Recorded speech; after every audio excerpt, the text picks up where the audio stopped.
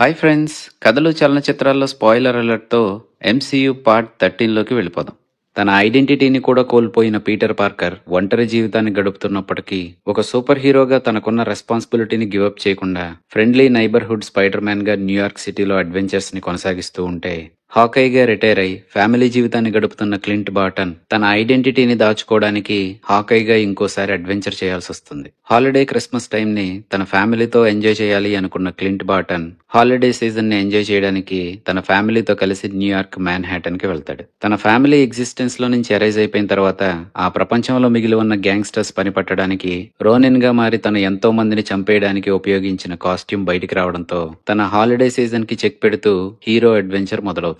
ఆ కాస్ట్యూమ్ లో ఉన్నది కేట్ బిషప్. 2012 న్యూయార్క్ బ్యాటిల్ టైంలో హాకై వేసిన బాణం వలన బ్రతికిపోయిన కేట్ బిషప్ తన ఫేవరెట్ హీరో అయిన హాకై లాగానే తను కూడా ఆర్చరీని మాస్టర్ చేసి తన ఫుట్ స్టెప్స్ లోనే నడుస్తూ ఒక హీరోగా అవుదాం అనుకుంటుంది. తన ఫాదర్ చనిపోయి 12 ఏళ్లైనప్పటికీ సింగిల్ గానే ఉన్న తన మదర్ లైఫ్ లోకి జాక్ అనే ఒక అతను వస్తాడు. అతను చూడ్డానికి చాలా మంచోళ్లాగానే ఉన్నప్పటికీ కేట్ కి అతనిపై అనుమానం కలగడంతో తన ఫ్యామిలీపై కేట్ ఒక కన్నేసి ఉంచుతుంది. జాక్ అంకులైన ఆర్మండ్ తన మదర్ ని థ్రెటన్ చేసినట్టుగా తనకు అనిపించడంతో కేట్ ఆ రోజు నైట్ అతన్ని ఫాలో అవుతుంది. అతన్ని ఫాలో అవుతూ వెళ్లిన కేట్ బ్లాక్ మార్కెట్ ఆక్షన్ జరిగే ప్లేస్ కి చేరుతుంది. అక్కడికి జాక్ కూడా రావడంతో కేట్ కి వాళ్ళపై ఉన్న అనుమానం బలపడినప్పటికీ ఆక్షన్ నడుస్తుంది అన్న టైంలో ట్రాక్ సూట్ మాఫియా వాళ్ళపై అటాక్ చేయడంతో అక్కడ అలజడి మొదలవుతుంది. వాళ్ళ నుంచి తప్పించుకోవడానికి ట్రై చేస్తున్న కేట్ కి ఆక్షన్ లో సేల్ కోసం అక్కడికి చేరిన ఒక సూట్ దొరకడంతో దాన్ని వేసుకుంటుంది. కేట్ కి తెలియని విషయం ఏంటంటే థానోస్ వలన ప్రపంచంలోని హాఫ్ పాపులేషన్ బ్లిప్ అయిన టైంలో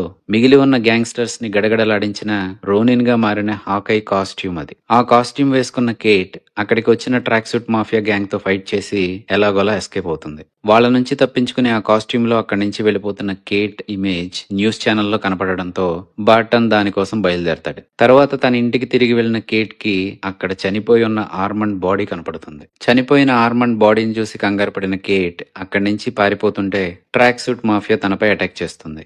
అదే టైంలో అక్కడికి చేరుకున్న బార్టన్ వాళ్ళ నుంచి కేట్ ని కాపాడి తన సూట్ ని తీసుకుని వెళ్లిపోకుండా కేట్ రోనిన్ కాస్ట్యూమ్ కి కనెక్ట్ అయింది అని తెలుసుకున్న ఆ గ్యాంగ్ మెంబర్స్ నుంచి తనని కాపాడడానికి తను అక్కడే ఉండిపోతూ తన ఫ్యామిలీని తిరిగి పంపించేస్తాడు. అసలు ఆ గ్యాంగ్ ని లీడ్ చేస్తుంది ఎవరో తెలుసుకోవడానికి బార్టన్ ఆ గ్యాంగ్ కి తనే దొరికిపోయి వాళ్ళ లీడర్ తో నెగోషియేట్ చేద్దాం అనుకుంటాడు. కేట్ ని దాక్కోమని చెప్పి తన ప్లాన్ ప్రకారం తను వెళ్లినప్పటికీ బార్టన్ ని ట్రాక్ చేస్తున్న కేట్ అక్కడికి చేరుకుంటుంది. ఆ గ్యాంగ్ ని ఇప్పుడు లీడ్ చేస్తున్న మాయా లోపేజ్ అక్కడికి వచ్చి రోనిన్ గురించి తెలుసుకోవడానికి ప్రయత్నిస్తే క్లింట్ రోనిన్ చనిపోయాడని చెప్తాడు. కానీ మాయా నమ్మదు. వాళ్ళని కన్విన్స్ చేయడానికి తను చేసిన ప్రయత్నం ఫెయిల్ అవడంతో బార్టన్ కేట్ తో సహా అక్కడి నుంచి ఎస్కేప్ అవుతాడు. వాళ్ళ ఎస్కేప్ అయ్యే టైంలో కేట్ చూపించిన స్కిల్ సెట్ ని చూసి ఇంప్రెస్ అయిన బార్టన్ కేట్ అనుకుంటున్నట్టుగా తను ఒక హీరోగా మారడం అనేది అంత మంచి ఐడియా కాదు అని తనని కన్విన్స్ చేయడానికి ట్రై చేస్తాడు. చిన్నప్పుడే హాకైని చూసి ఇంప్రెస్ అయి తన ఫుట్ స్టెప్స్ లో నడవాలి అని బలంగా ఫిక్స్ అయిన కేట్ అది పెద్దగా పట్టించుకోదు.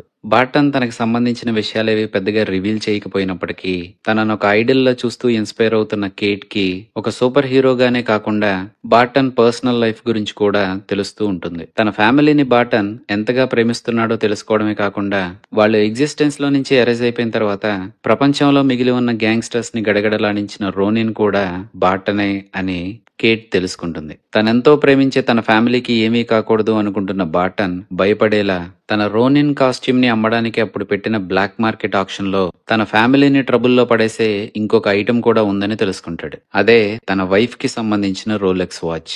ఆ బ్లాక్ మార్కెట్ ఆక్షన్ లో చేరిన చాలా వస్తువులు థానోస్ అటాక్ చేసినప్పుడు డిమాలిష్ అయిపోయిన అవెంజర్స్ హెడ్ క్వార్టర్స్ రిమైన్స్ లో నుంచి కలెక్ట్ చేసినవి కాబట్టి తన కాస్ట్యూమ్ దొరికినట్టే ఆ వాచ్ కూడా దొరికిందని దాన్ని రికవర్ చేసుకోవాలని బార్టన్ కేట్ తో చెప్తాడు. దాన్ని ఎలాగోలా ట్రాక్ డౌన్ చేసిన వాళ్ళు అదొక అపార్ట్మెంట్ లో ఉందని తెలుసుకుని దాన్ని తీసుకోవడానికి వెళ్ళినప్పుడు బార్టన్ భయపడుతున్నట్టుగానే తన ఫ్యామిలీ మెంబర్స్ పేర్లు రాసున్న ఒక నోట్ కేట్ కి దొరుకుతుంది. ఆ వాచ్ ని తీసుకోవడానికి వాళ్ళు వెళ్లిన అపార్ట్మెంట్ మాయా లోపేస్ది. తను వీళ్లపై అటాక్ చేస్తున్నప్పుడు వీళ్ళు డిఫెండ్ చేసుకోవడానికి ట్రై చేస్తుంటే వీళ్ళు ఊహించినట్టుగా ఇంకొకళ్ళు కూడా వీళ్ళ మీద అటాక్ చేస్తారు. తనే నటాషా సిస్టర్ అయిన ఎలీనా. ఎలాగోలా వాళ్ళ దగ్గర నుంచి వీళ్ళు ఎస్కేప్ అయినప్పటికీ బ్లాక్ విడో లాంటి ఎలీనా ఇన్వాల్వ్ అయింది కాబట్టి వీళ్ళిద్దరూ ఇలాగే కంటిన్యూ చేస్తే కేట్ ప్రమాదంలో పడుతుందని బార్టన్ సిచ్యువేషన్ ని తనొక్కడే హ్యాండిల్ చేయడానికి వెళ్ళిపోతాడు. ఇంటికి తిరిగి వచ్చిన కేట్ కోసం ఎలీనా తన అపార్ట్మెంట్ లోనే ఎదురు చూస్తూ ఉంటుంది. కేట్ తో మాట్లాడుతున్న ఎలీనా తన అక్కడికి ఎందుకు వచ్చింది, ఇంతకు ముందు ఫైట్ లో తను ఎలా ఇన్వాల్వ్ అయిందో చెప్తుంది. క్లింట్ బార్టన్ ని చంపడానికి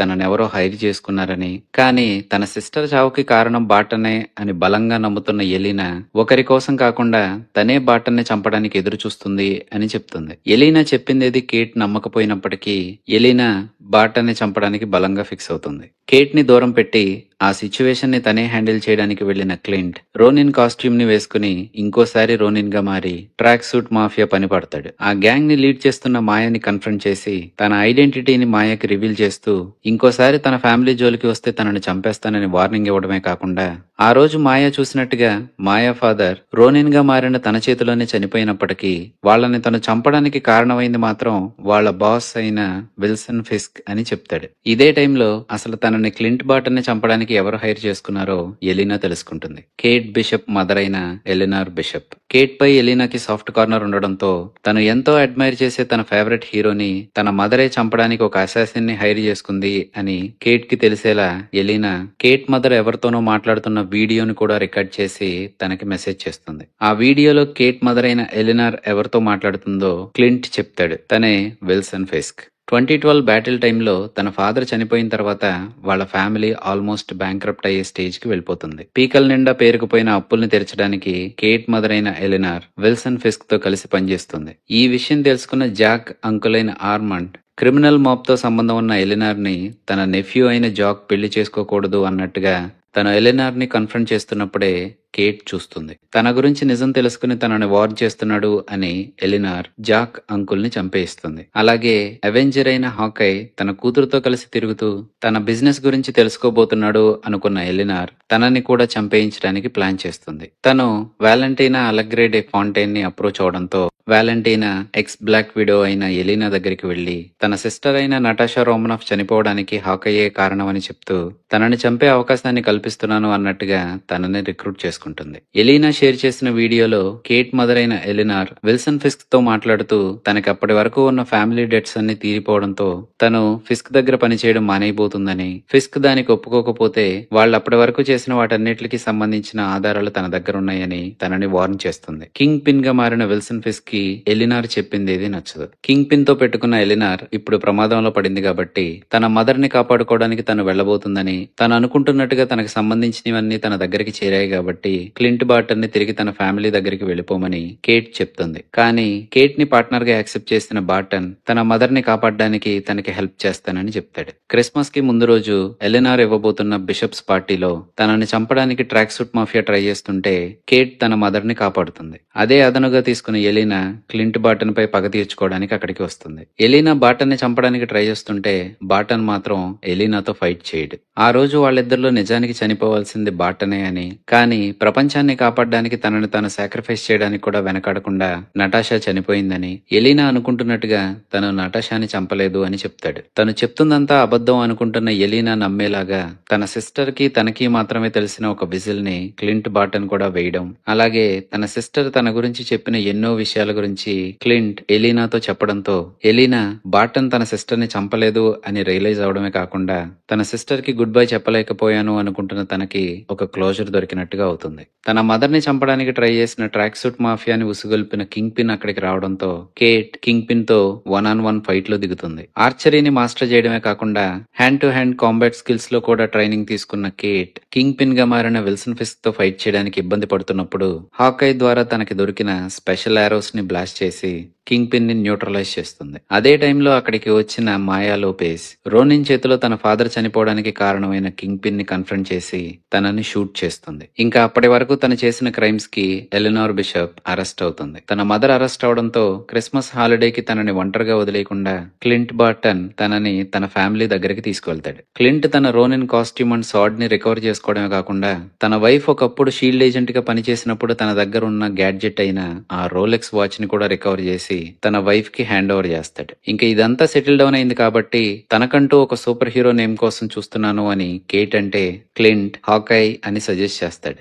క్లింట్ తన సీక్రెట్ ఐడెంటిటీని కాపాడుకున్నట్టే లాస్ ఏంజలస్ లో షీ హల్క్ గా మారిన జెన్నిఫర్ వాల్టర్ కూడా తన సూపర్ హీరో ఆల్టర్ ఈగో ఐడెంటిటీని సీక్రెట్ గా ఉంచుకుంటూ ఎటర్నీగానే తన జీవితాన్ని కొనసాగిస్తూ ఉంటుంది. తన సీక్రెట్ ఐడెంటిటీ అయిన షీ హల్క్ గురించి తన కజిన్ అయిన బ్రూస్ బ్యానర్ తో పాటు తన బెస్ట్ ఫ్రెండ్ అలాగే తనకి పారాలీగల్ గా వర్క్ చేసే నిక్కీకి మాత్రమే తెలిసినప్పటికీ అప్పటి వరకు షీ హల్క్ గురించి ప్రపంచం మొత్తం తెలుసుకునే సంఘటన ఒకటి జరుగుతుంది. జెన్నిఫర్ హీరింగ్ లో ఉన్నప్పుడు సూపర్ పవర్స్ ఉన్న టైటేనియా అనే ఒక ఇన్ఫ్లుయెన్సర్ కోర్ట్ రూమ్ పై అటాక్ చేయడంతో తనని న్యూట్రలైజ్ చేయడానికి జెన్నిఫర్ షీ హల్క్ గా మారుతుంది. తను అప్పటి వరకు కాపాడుకుంటున్న తన సీక్రెట్ ఐడెంటిటీని గివప్ చేస్తూ షీ హల్క్ గా మారి అక్కడ ఉన్న వాళ్ళందరినీ తను కాపాడినప్పటికీ తను అప్పటి వరకు వర్క్ చేసిన లా ఫర్మ్ తనను ఒక లయబిలిటీగా చూడడంతో తన జాబ్ పోతుంది. తను అప్పటి నుంచి ఎక్కడికి వెళ్లి ఏ జాబ్ కి అప్లై చేసినా తను అప్లై చేసిన లా ఫర్మ్స్ అన్ని అలాగే ఫీల్ అవడంతో జెన్నిఫర్ అప్లికేషన్స్ అన్ని రిజెక్ట్ అవుతాయి. జిఎల్కే అండ్ హెచ్ అనే లా ఫర్మ్ ముందుకు రావడంతో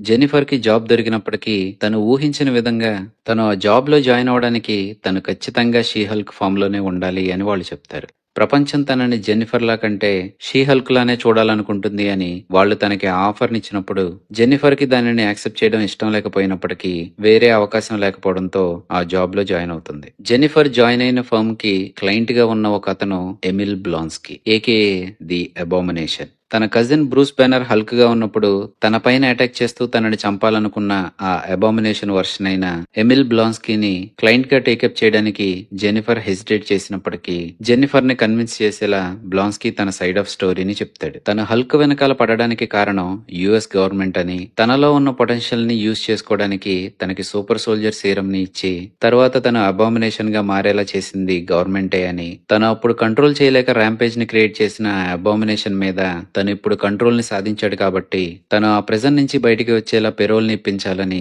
తను జెన్నిఫర్ ని కన్విన్స్ చేస్తాడు. బ్లాన్స్కీ ఎదురు చూస్తున్నట్టుగా పెరోల్ రావడానికి వాళ్ళు అప్పీల్ చేసినప్పటికీ తను ఆ ప్రెజెంట్ నుంచి బ్రేక్అవుట్ అయి బయటికి వస్తున్నాడు అన్నట్టుగా షాంగ్ చీ సిస్టర్ కండక్ట్ చేసే అండర్ గ్రౌండ్ ఫైట్స్ లో వాంగ్ తో ఫైట్ చేస్తున్న అబామినేషన్ ఫుటేజ్ రిలీజ్ అవడంతో కేసు వాళ్ళు అనుకున్నట్టుగా కాకుండా వాళ్ళు చేసిన అప్పీల్ రిజెక్ట్ అయ్యే అవకాశాలే ఎక్కువ ఉన్నట్టుగా కనపడతాయి. కానీ బ్లాన్స్కీ ఆ జైలు నుంచి బయటికి వెళ్ళడానికి కారణం వాంగ్ అని, తనకి ఫర్మిడబుల్ అపోనెంట్ కావాలి అని తనే బ్లాన్స్కీని ఆ జైలు నుంచి బ్రేక్అవుట్ చేసి ఆ ఫైట్స్ లో తనని పార్టిసిపేట్ చేయించాడని, బ్రేక్అవుట్ అయిన బ్లాన్స్కీ ఎక్కడికైనా వెళ్లే అవకాశం ఉన్నప్పటికీ తనంతట తానే తిరిగి ఆ జైల్లోకి వచ్చాడని వాంగ్ బ్లాన్స్కీ వైపు టెస్టిఫై చేయడంతో ఎమిల్ బ్లాన్స్కీకి పెరోల్ దొరుకుతుంది.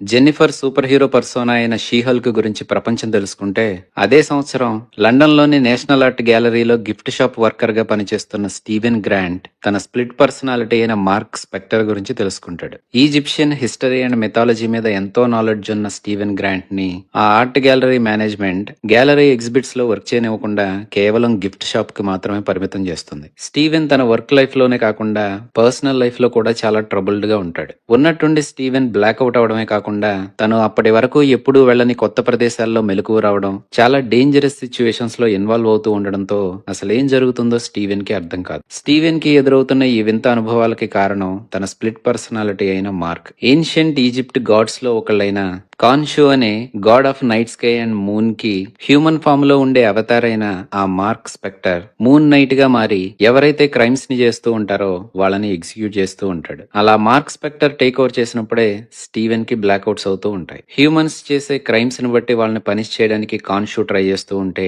ఆ ఏన్షియంట్ ఈజిప్షియన్ గాడ్స్ లో ఒకరైన ఆమెత్ మాత్రం వాళ్ళ పాస్ట్ ని బట్టే కాకుండా ఫ్యూచర్ లో వాళ్ళు తప్పు చేసే అవకాశం ఉంది అనుకున్నప్పుడు కూడా పనిష్ చేస్తూ ఉంటుంది. అలా చేయడం కరెక్ట్ కాదు అనుకున్న మిగతా గాడ్స్ అందరూ కలిసి తనని ఇంప్రెజన్ చేస్తారు. కానీ కాన్షు ప్రీవియస్ అవతార్ అయిన ఆర్థర్ హ్యారో ఆమిత్ చేస్తున్నది కరెక్టే అని నమ్మడంతో తనకి ఫాలోవర్ గా మారతాడు. తనే కాకుండా ఆమిత్ చేసింది కరెక్టే అనుకున్న ఇంకొంతమంది తనని ఫాలో అవడంతో వాళ్ళందరూ ఆమిత్ పవర్ ని ఛానల్ చేస్తూ ఎవరినైతే జడ్జ్ చేస్తారో వాళ్ళ స్కేల్స్ ఇంబ్యాలెన్స్ అయినప్పుడు వాళ్ళు వెంటనే చనిపోతారు. అలా అని వాళ్ళు ఒక్కొక్కరిని జడ్జ్ చేస్తూ టైం వేస్ట్ చేయకుండా ప్రపంచంలో ఉండే వాళ్ళందరినీ ఒకేసారి జడ్జ్ చేయడానికి ఆమిత్ ని ఇంప్రెజన్ చేయడానికి ఉపయోగించిన చిన్న బొమ్మ లాంటి ఉషాప్ టీ ఎక్కడుందో వెతికి పట్టుకోవాలనుకుంటారు. స్టీవెన్ కి తెలియని విషయం ఏంటంటే తనకి బ్లాక్అవుట్ అవుతున్నప్పుడు తన స్ప్లిట్ పర్సనాలిటీగా వచ్చే మార్క్ స్పెక్టర్ ఆమిత్ ని ఫాలో అయ్యే ఆర్థర్ అలాగే మిగతా వాళ్ళని ఆపడానికి ట్రై చేస్తున్నాడని. తను చేసే ఆ ప్రయత్నంలో ఆమిత్ ని ఇంప్రెజన్ చేయడానికి ఉపయోగించిన ఆ స్మాల్ ఫిగర్ అయిన ఉషాప్ టీ ఎక్కడుందో వెతికి పట్టుకోవడానికి ఉపయోగపడే కంపాస్ ని చేజెక్కించుకుంటాడు. స్టీవెన్ దగ్గరున్న ఆ కంపాస్ ని చేజెక్కించుకుందామని ఆర్థర్ ఫాలోవర్స్ తనని అటాక్ చేస్తే మార్క్ టేక్ ఓవర్ చేసి వాళ్ళందరితో ఫైట్ చేసి స్టీవెన్ అక్కడి నుంచి ఎస్కేప్ అయ్యేలా చేస్తాడు. స్టీవెన్ కి అప్పటి వరకు మార్క్ గురించి తెలియనట్టే మార్క్ వైఫ్ అయిన లైలా గురించి కూడా తెలియదు. తన హస్బెండ్ ని వెతికి పట్టుకున్న లైలా మాత్రం ఎందుకు తను బ్రిటిష్ యాక్సెంట్ లో మాట్లాడుతున్నాడో, తనెవరో తెలియనట్టే ప్రవర్తిస్తున్నాడో అర్థం కాదు. అలాగే స్టీవెన్ ని ఆర్థర్ జడ్జ్ చేయడానికి ట్రై చేస్తే స్కేల్స్ యూజువల్ గా కాకుండా ఇన్కన్క్లూజివ్ గా ఉండి కేయోటిక్ గా కనపడతాయి.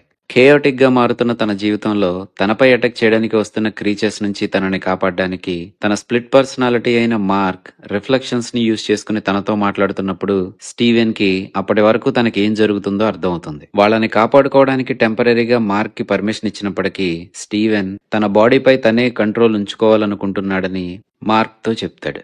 మార్క్ దానికి ఒప్పుకోవడంతో కొంతకాలం స్టీవెన్ కంట్రోల్లో ఉన్నప్పటికీ పరిస్థితులు మళ్లీ తారుమారవుతాయి. ఆర్థర్ స్టీవెన్ ని కిడ్నాప్ చేయడంతో లైలా తనకి హెల్ప్ చేయడానికి ట్రై చేసినప్పటికీ ఆర్థర్ హారో ఆమెత్ పవర్ ని సమ్మన్ చేస్తూ ఏన్షియంట్ ఈజిప్షియన్ మిథలాజికల్ క్రీచర్స్ అయిన జాకల్స్ ని వాళ్ళ వెంట పడేలా చేస్తాడు. లైలా మార్క్ మూన్ నైట్ గా మారి సూట్ ని సమ్మన్ చేసుకోవచ్చు అని తనకు తెలియడంతో స్టీవెన్ తో సూట్ ని సమ్మన్ చేయమని చెప్తుంది. అది ఎలా చేయాలో స్టీవెన్ కి తెలియకపోయినప్పటికీ తన ప్రాణాల మీదకి రావడంతో తనకు తెలియకుండానే తను సూట్ ని సమ్మన్ చేస్తాడు. కానీ అది మార్క్ మూన్ నైట్ గా మారినప్పుడు వచ్చే సూట్ లా కాకుండా చాలా డిఫరెంట్ గా ఉంటుంది. స్టీవెన్ ఆ సూట్ తో జాకల్ తో ఫైట్ చేయడానికి ట్రై చేసినప్పటికీ తను మార్క్ అంత స్కిల్ఫుల్ ఫైటర్ కాకపోవడంతో సర్వైవల్ కోసం మళ్లీ తను మార్క్ కి కంట్రోల్ ఇవ్వాల్సి వస్తుంది. మార్క్ టేక్ ఓవర్ చేయడంతో తను మూన్ నైట్ గా మారి ఆ జాకల్ తో ఫైట్ చేసినప్పటికీ తను భయపడినట్టుగానే ఆమెత్ ఉషాప్టీని చేజెక్కించుకోవడానికి ఉపయోగపడే కంపాస్ ఆర్థర్ చేతికి చేరుతుంది. దాన్ని యూజ్ చేస్తూ ఆర్థర్ ఆమెత్ ని బయటికి తీసుకొచ్చే ప్రయత్నం చేయబోతున్నాడు కాబట్టి తనని ఆపడానికి మార్క్ ఆర్థర్ ఫాలోవర్స్ ని వెతికి పట్టుకుంటూ తనెక్కడున్నాడో తెలుసుకోవడానికి ఎంతలా ప్రయత్నించినప్పటికీ వాళ్ళలో ఎవ్వరూ కూడా ఆర్థర్ గురించి చెప్పడానికి ఇష్టపడకుండా చనిపోవడానికి సిద్ధపడతారు. ఇంకా ఏం చేయాలో తెలియక కాన్షు తనకిష్టం లేకపోయినా మిగతా గాడ్స్ ని అప్రోచ్ అవుతాడు. ఆమెత్ ని రిసరెక్ట్ చేయడానికి తన హ్యూమన్ అవతారైన ఆర్థర్ హారో ట్రై చేస్తున్నాడు అని అదర్ గాడ్స్ ముందు తనకి ట్రయల్ ని కండక్ట్ చేయిస్తాడు. కానీ ఇక్కడ కాన్షుకి ఎదురయ్యే ప్రాబ్లం ఏంటంటే మిగతా గాడ్స్ ఎవరూ కూడా కాన్షుని నమ్మరు. వాళ్ళు ఎంచుకున్న అవతార్స్ తో హ్యుమానిటీని అబ్జర్వ్ చేయడానికి తప్ప డైరెక్ట్ గా హ్యూమన్ అఫైర్స్ లో ఇంటర్ఫీర్ అవడానికి కాదు అని మిగతా గాడ్స్ అనుకుంటే మిగతా గాడ్స్ అందరూ హ్యుమానిటీని అబాండన్ చేసి వెళ్లిపోయారు అనుకున్న కాన్షు మాత్రం డైరెక్ట్ గా హ్యూమన్స్ తో కమ్యూనికేట్ అవుతున్నాడు అని మిగతా గాడ్స్ కాన్షుని అంతగా నమ్మరు. దానికి తగ్గట్టు ఇప్పుడు తను ఎంచుకున్న హ్యూమన్ అవతార్ కూడా స్ప్లిట్ పర్సనాలిటీ డిజార్డర్ తో బాధపడుతున్నాడు కాబట్టి ఆమెత్ ని రిలీజ్ చేయడానికి ట్రై చేస్తున్నాడు అన్నట్టుగా తనపై వచ్చిన యాక్యుజేషన్ ని ఆర్థర్ హారో తోసిపుచ్చడంతో మిగతా గాడ్స్ అందరూ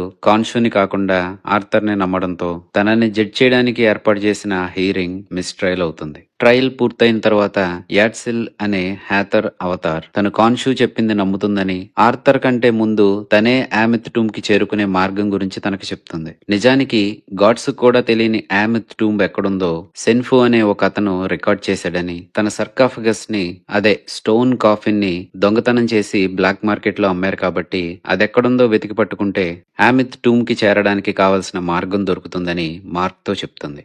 లైలా అండ్ మార్క్ ఏదో ఒక రకంగా దాని దగ్గరకు చేరుకుంటే స్టీవెన్ ఆ సర్కాఫిగస్ లో ఏముందో డీకోడ్ చేస్తాడు. అదే స్టార్స్ ని యూజ్ చేస్తూ టూమ్ ని చేరుకోవడానికి గీయబడిన మ్యాప్. కానీ ప్రాబ్లం ఏంటంటే సెన్ఫు దానిని రికార్డ్ చేసింది దాదాపు 2000 సంవత్సరాల క్రితం కాబట్టి నైట్ స్కై లో ఉండే స్టార్స్ స్టేషనరీగా ఉండకుండా కాన్స్టలేషన్స్ మారుతూ ఉంటాయి కాబట్టి 2000 సంవత్సరాల క్రితం ఆ రోజు రాత్రి స్టార్స్ ఏ డైరెక్షన్ లో ఉన్నాయో తెలిస్తే తప్ప వాళ్ళు ఆ టూమ్ ని చేరుకోవడానికి కుదరదు. God of the moon and night sky అయిన కాన్షుకి ఆ రోజు నైట్ స్కై ఎలా ఉంటుందో తెలుసు కాబట్టి మ్యాప్ లో చూపించినట్టుగా డైరెక్షన్ తెలుసుకోవడానికి నైట్ స్కై ని రివర్స్ చేయగలనని చెప్తాడు. ఆల్రెడీ తనని మిగతా గాడ్స్ అందరూ బ్యానిష్ చేయడంతో ఈసారి తను నైట్ స్కై ని మారిస్తే తనని ఇంప్రెషన్ చేసే అవకాశం ఉంది అని తెలిసినప్పటికీ కాన్షు ఆమెత్ బయటికి రాకుండా ఉండేలా చూడడానికి తన హ్యూమన్ అవతార్ అయిన స్టీవెన్ / మార్క్ తో కలిసి నైట్ స్కై ని చేంజ్ చేస్తాడు. 2000 సంవత్సరాల క్రితం సెన్ఫు రికార్డ్ చేసిన నైట్ స్కై మళ్లీ తిరిగి రావడంతో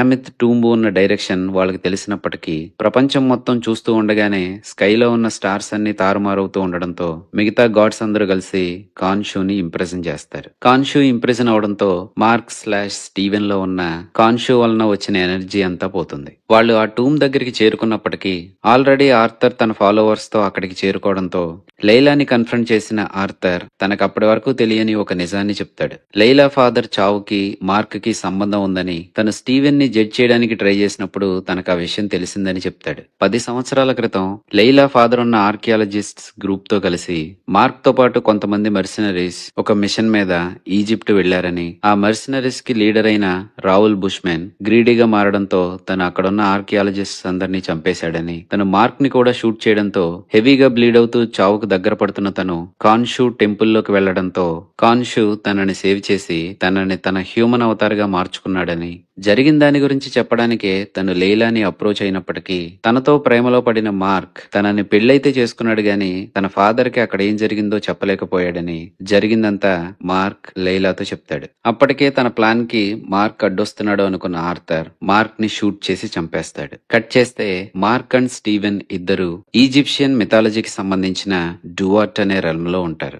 సోల్స్ ని ఆఫ్టర్ లైఫ్ లోకి పాస్ అవడానికి గైడ్ చేసే గాడెస్ అయిన టావరెట్ వాళ్ళు ఆఫ్టర్ లైఫ్ కి పాస్ అవడానికి వాళ్ళ ఐడెంటిటీస్ ని కన్ఫర్మ్ చేసుకుంటూ స్కేల్స్ ని బ్యాలెన్స్ చేసేలా వాళ్ళ పాస్ ని రికన్సైల్ చేయాలి అని చెప్పడంతో వాళ్ళ ఐడెంటిటీని కన్ఫర్మ్ చేసుకోవడానికి వాళ్ళ మెమరీస్ ని రీసర్ఫేస్ చేస్తూ జరిగిన విషయాల గురించి చూస్తున్న స్టీవెన్ తన జీవితానికి సంబంధించిన అతిపెద్ద రహస్యం గురించి తెలుసుకుంటాడు.